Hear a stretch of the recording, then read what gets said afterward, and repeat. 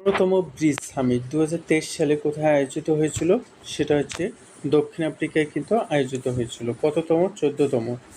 Bridge সম্মেলন এর আগে চীনে আয়োজন করা হয়েছিল। এরপরে সম্প্রতি কোন দেশ ইউরোপে তাদের মুদ্রা হিসাবে নিয়েছেন? ইউরোকে তাদের মুদ্রা হিসাবে নিয়েছেন, সেটা হচ্ছে ক্রোয়েশিয়া। এরপরে প্রশ্ন, বিশ্বের সর্বোচ্চ যুদ্ধক্ষেত্র সিয়াচেন মোতায়েন প্রথম মহিলা সেনাকে ক্যাপ্টেন শিবা চৌহান। এরপরে প্রশ্ন, এশিয়ার কোন দেশ প্রথম হাইড্রোজেন চালিত ট্রেন চালু করছে? এটা কিন্তু তোমাদের উত্তর হয়ে যাবে কি? চীন। উত্তর হয়ে যাবে চীন।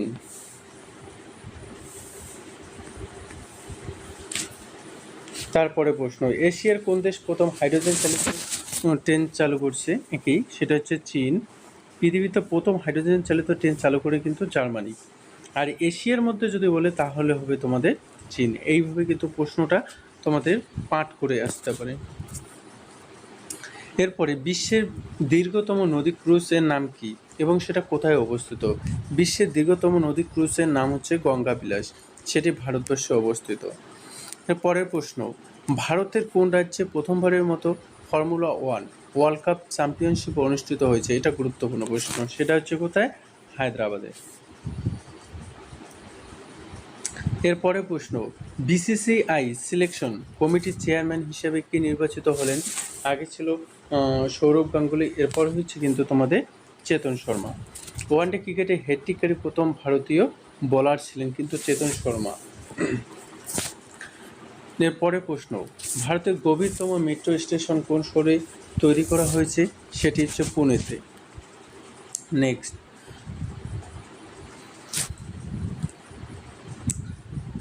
জাকির হোসেন ২০২৩ সালে কোন পদ্ম পুরস্কারে ভূষিত হতে চলেছেন? সেটি হচ্ছে পদ্ম বিভূষণ।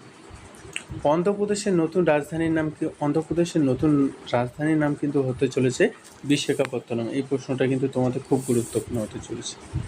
নেক্সট প্রশ্ন, হেনরি পাসপোর্ট ইন্ডেক্স ২০১৩ ভারতের স্থান কত? সেটি হচ্ছে ৮৫তম। ওয়ার্ল্ড হ্যাপিনেস রিপোর্ট ২০১৩ ভারতের স্থান কত? ২০১৩ না, এটা তোমাদের হয়ে যাবে ২০২৩। ইন্ডেক্সে ভারতের স্থান হচ্ছে ১২৬তম। এরপর হচ্ছে হাঙ্গার ইন্ডেক্স ২০২৩ ভারতের স্থান কত? ১০৭তম। এটা গুরুত্বপূর্ণ আছে। এরপর হচ্ছে ক্লাইমেট চেঞ্জ পারফরমেন্স ইন্ডেক্স ২০০০, এটাও তোমাদের ২০২৩ হয়ে যাবে। ২০২৩-এ ভারতের স্থান হচ্ছে ৮তম। এরপরে প্রশ্ন, রঞ্জি ট্রফি ২০২২-তে জয়ী দল কোনটি? সেটি হচ্ছে বেঙ্গালুরু। রঞ্জি ট্রফি ক্রিকেট খেলার সাথে কিন্তু তোমাদের জড়িত, এটা কিন্তু প্রশ্ন দিয়ে দেয় কোন ট্রফি কোন খেলার সাথে যুক্ত। এরপরে প্রশ্ন, ২০২৩ G20 সামিটের থিম কী ছিল? সেটার থিম ছিল তোমার on earth, on family and on future. এরপরের প্রশ্ন, ২০২৩ আইসিসি মহিলাদের T20 বিশ্বকাপ জয়ী দল কোনটি? আইসিসি মহিলাদের T20 বিশ্বকাপ জয়ী দলের কথা বলছে। এর আগে কিন্তু আমরা পড়ছিলাম সেটা কি আইসিসি, সেটা হচ্ছে আন্ডার-19 ওয়ার্ল্ড কাপ।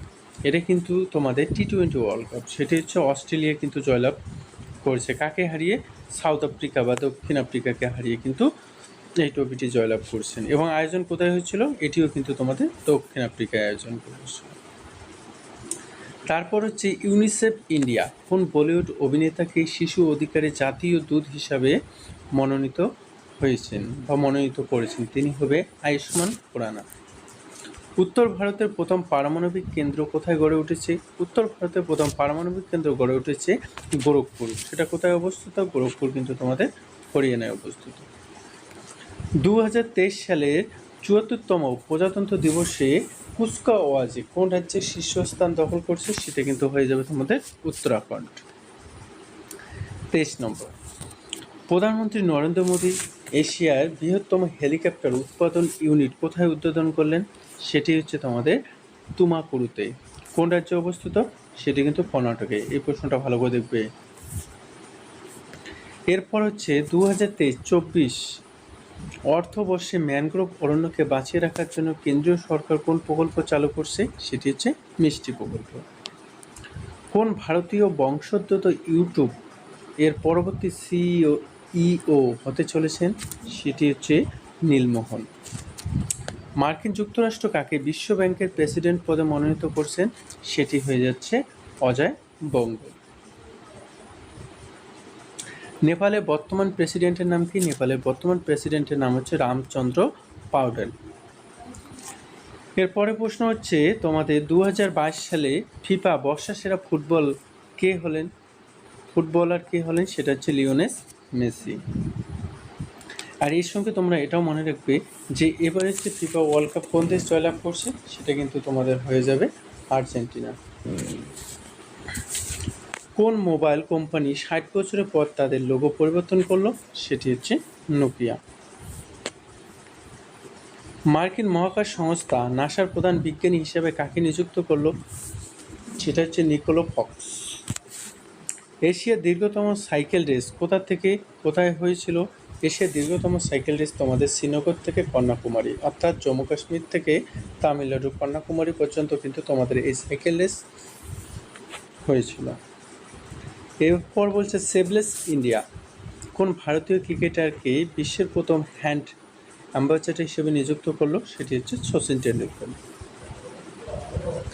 এরপর হচ্ছে 2022 BBC para sports women of the year অ্যাওয়ার্ডে ভূষিত হয়েছেন কে? সেটি হচ্ছে তোমাদের ভাবিনা প্যাটেল। এই হলো তোমাদের জানুয়ারি থেকে মে মাস পর্যন্ত গুরুত্বপূর্ণ 33টি কারেন্ট অ্যাফেয়ার্স। পরবর্তী গুরুত্বপূর্ণ কারেন্ট অ্যাফেয়ার্স পরবর্তী ভিডিওতে আসছে।